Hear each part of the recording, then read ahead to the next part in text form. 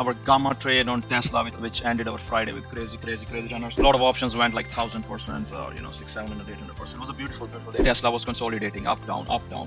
But then it started to curl, and this was our 1 hour setup. I was on the voice. I had set up some price alerts. I said, watch if we break out, and then we're gonna gamma squeeze. So this was the setup. So you see that how it's breaking out, similar to how it broke out on December 5th. This was a setting up. It was all day going up, down. But once it started to break out of this area, that's when I said we're going to get a gamma squeeze. The first I sent a price alert when we broke out of this area, range break. This was a range, and then this was the breakout, pre-market high breakout. So those are the two alerts I sent. I told everybody we can squeeze. Lot of scalps are okay, and the volume was huge. My Ripster candle volumes were showing 100, 200, 300% volume. I kept telling everybody, put your roll in the Tesla as it goes higher, roll further into the options. 376 first breakout, and then second breakout. As we started to break out, I continuously stressed that keep some, do not close fully. Roll into the next week's options. Roll into the further lotos, because this was a 1 hour breakout squeeze. When I called the gamma squeeze, it was 307. At 304, I said we can squeeze, gamma squeeze, because I could see the options flow coming. I told everybody 380 first target, then 385 now second target. Lock some at 385, roll into the next week lotos with the profit, because this is the gamma squeeze. 400 is the target. I'm also holding 400 calls for next week. And you see after hours we did squeeze to 395, because it was a really good breakout on the 1 hour chart and on